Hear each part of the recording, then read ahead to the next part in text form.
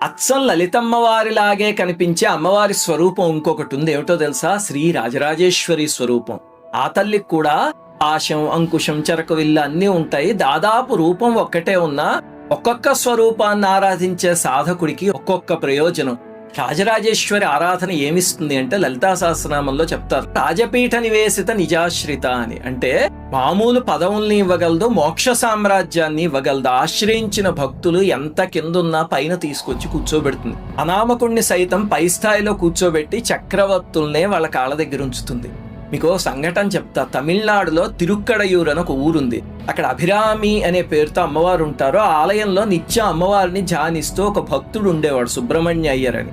18వ శతాబ్దంలో ఒకసారి శరభోజి మహారాజు అమ్మవారి దర్శనం కోసం వచ్చినప్పుడు అందరూ లేచి నించున్నారు. ఈ భక్తుడు మాత్రం ధ్యానస్తుడయ్యి ఏం మాట్లాడలేదు, లేవలేదు. దాంతో రాజుగారికి ఆగ్రహం వస్తుంది.